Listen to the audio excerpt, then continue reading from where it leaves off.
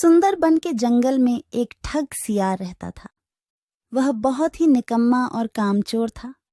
हमेशा इसी जुगाड़ में रहता कि कहीं कोई मुर्गा मिले जिसे मूर्ख बनाकर उसके साथ ठगी की जाए।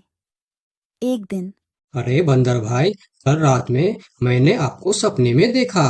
अरे रहने दे सियार, तू अपना सपना अपने पास रख और मुझे जाने दे। ऐसा बोलकर बंदर चला गया। धीरे धीरे सारे जानवर सियार की हरकत को जान चुके थे, इसलिए कोई भी जानवर उसकी बातों में नहीं आता था। अब सियार समझ चुका था कि इस जंगल में उसकी दाल नहीं गलने वाली, इसीलिए वह दूसरे जंगल जाने का निश्चय किया और अगले दिन सियार अपने जंगल को छोड़कर दूसरे जंगल के तरफ निकल पड़ा। दूसरी जंगल में पहुंचते ही दिन भर जंगल का जायजा लिया और शाम होते ही एक गधे को देख उसके पास गया और रुककर बोला, गधे भाई, मैं इस जंगल में नया आया हूँ और शाम भी ढल चुकी है। क्या मुझे एक रात रुकने के लिए आपके पास शरण दे सकते हो? हाँ हाँ, क्यों नहीं। अभी तो तुम इस जंगल में नए हो और हमारे लिए मेहमान हो, और मेहमान तो भगवान के समान होते हैं। ऐसे कहते हुए गधे ने सियार को अपने पास रोक लिया और उसे सम्मान के साथ भोजन कराया। भोजन करने के बाद दोनों आपस में बातें करने लगे। सियार ने गधे से बोला, अरे गधा भाई, इस जंगल में पीपल के पेड़ के पास एक तालाब है, जानते हो उसके बारे में? हाँ हाँ, पीपल के पास एक तालाब है। वह तालाब कीचड़ से भरा पड़ा हुआ है। उसका पानी भी बहुत गंदा हो चुका है। यहाँ का कोई भी जानवर उसका पानी नहीं पीता है। सियार ने अपनी आवाज को धीमा करते हुए बोला, क्या तुम जानते हो, वह सोने चांदी का तालाब है। उसके अंदर ढेर सारा सोना और चांदी छुपा है और उस तालाब का मालिक मैं ही हूँ। सियार का बात सुन गधे ने चौंक के बोला, ये तुम क्या बोल रहे हो सियार भाई? तालाब भी कहीं सोने और चांदी का होता है? मैं भी ऐसे ही सोच रहा था। मुझे भी इस तालाब के बारे में कोई जानकारी नहीं था, लेकिन कुछ ही दिन पहले मेरे पिताजी मरने से पहले सारे संपत्ति मेरे नाम की। उसमें यह तालाब भी है और आज मैं अपनी संपत्ति देखने के लिए ही यहाँ पर आया हूँ। यकीन नहीं होता तो यह थैली में देख लो, जो मैंने अभी इस तालाब से निकाला है। सोने के गहने निकालकर गधे को दिखाया, जो उसे ठगने के लिए उसने अपने साथ लेकर आया था। गहने को देखकर गधे को सियार के बात पर विश्वास हो गया और बोला, अरे हाँ, ये तो सचमुच सोने चांदी का है। तब तो तुम बड़े ही भाग्यशाली हो, इसलिए तुम्हारे पास ये सोना चांदी का तालाब है। अब सियार मन ही मन खुश हो रहा था। उसे तो इसी बात का इंतजार था। गधा भाई, मुझे इस संपत्ति से कोई भी लालच नहीं है। मेरे पास मेरे जंगल में और बहुत सारे संपत्ति है, जो मेरे पिताजी ने मेरे लिए छोड़कर गए हैं। मैं तो यहाँ तालाब बेचने के लिए आया था। सोचता हूँ तुम भले जानवर दिखते हो, क्यों ना तुमको ही यह सब बेच दूं। मुझे, यानी यह सोने का तालाब मेरा हो जाएगा और मैं इस तालाब का मालिक बन जाऊंगा। बेचारा भोला भाला गदहा सियार की चिकनी चुपड़ी बातों में बहुत आसानी से आ गया और गधा सियार से सोने का तालाब खरीदने को तैयार हो गया। दोनों के बीच 4 सिक्कों का सौदा तय हुआ। ठीक है सियार भाई, मैं अभी जाकर हिरन के पास से 4 सिक्का लेकर आता हूँ। मेरे पास अपना घर न होने के कारण मैं अपनी सारी कमाई हिरन के पास ही रखता हूँ, और जब भी मुझे जरूरत पड़ता है मैं उससे ले लेता हूँ।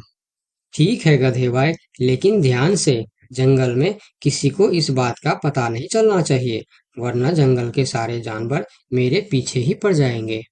ऐसा बोल सियार गधे को भेज देता है और गधा हिरण के पास जाकर अपना सिक्का मांगता है। गधे भाई, घर में सब ठीक तो है ना? आज आपको अचानक से 4 सिक्कों का क्या जरूरत पड़ गया? अरे, वह अपने जंगल में जो तालाब है ना, मैं उसे खरीद रहा हूँ। तालाब खरीद रहे हो? क्या करोगे तुम तालाब खरीद के?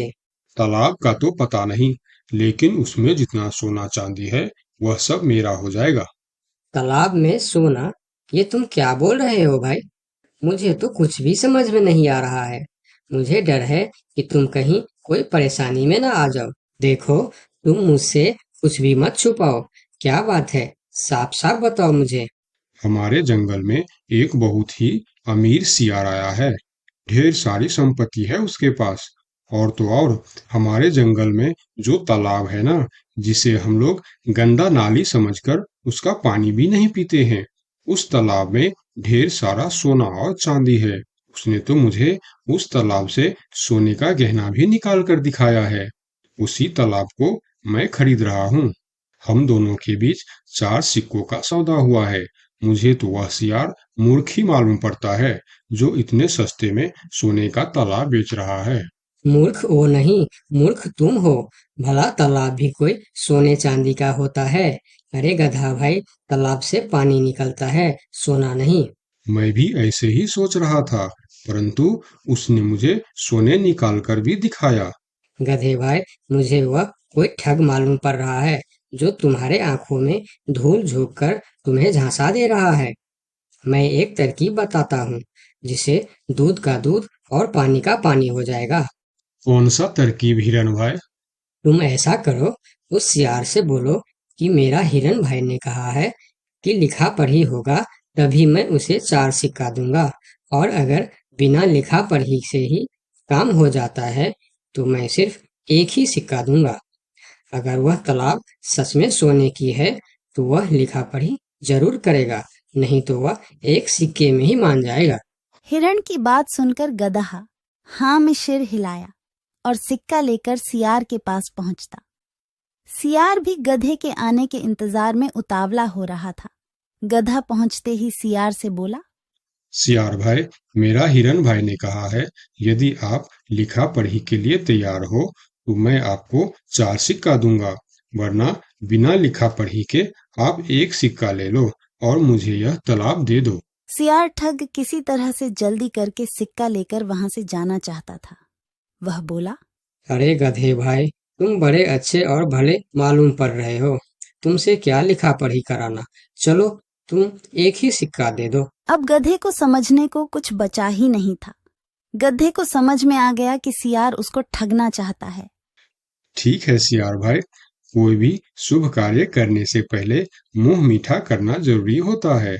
मैं अभी लड्डू लेकर आता हूँ, आप यहीं रुको।